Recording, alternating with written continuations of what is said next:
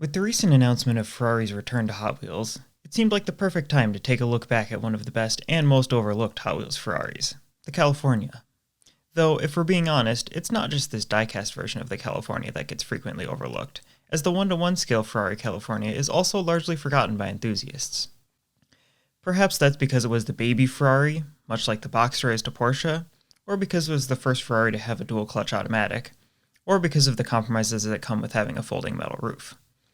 Sure, it may not be as hardcore as a 430 Scuderia, but it's still a Ferrari with a naturally aspirated V8 that sounds properly exotic.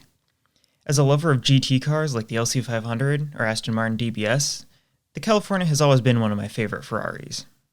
Likewise, it's also been one of my favorite Hot Wheels Ferraris. Given that it came out in 2009, it's truly amazing that the proportions of this casting are as great as they are. Where many of the castings from this era look chunky and ill-proportioned, the California looks modern enough to be released today.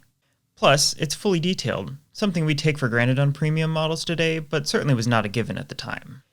Gray may not be the most iconic Ferrari color. Sadly, there was never a premium version in red, but I think this combination of metallic gray paint with the gray CM6 wheels really works. The wheel fitment looks absolutely perfect, and the yellow center caps add a wonderful pop of realism. Check out that body line that runs from the vents on the fender across the door and onto the quarter panel. Even the California's funky door handle design is replicated here. One of the advantages of this casting coming from an older era is that it benefits from some older, more complicated construction techniques, including using the window piece to form clear headlight lenses.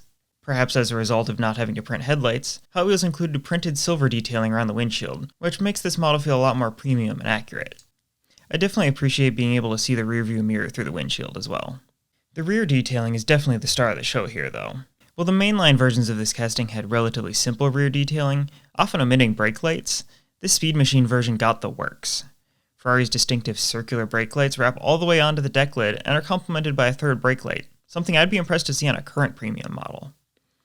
All versions of the California had black detailing around the license plate, but only the premium versions had these silver exhaust tips. All that detailing combines to make this feel like the most complete version of the Ferrari California that Hot Wheels ever released. There's even a little Ferrari logo on the top of the trunk. One of the other benefits of this being an older casting is a much more detailed interior than you would expect on most modern castings. The steering wheel sticks out from the dashboard rather than being attached to the floor, the seats have the correct shape without being cut off at the bottom, and even the swooping center console with the drive buttons is represented here. Kudos to Hot Wheels for nailing the shade of red leather Ferrari uses in their interiors. For all the attention that castings like the Enzo, LaFerrari, and 458 get among Hot Wheels collectors, I'm honestly amazed to see the California discussed so rarely.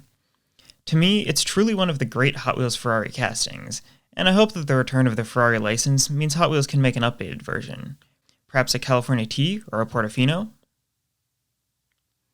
Thanks for watching, and as always, if you'd prefer your diecast content in written form, check out my blog at diecastleno.com.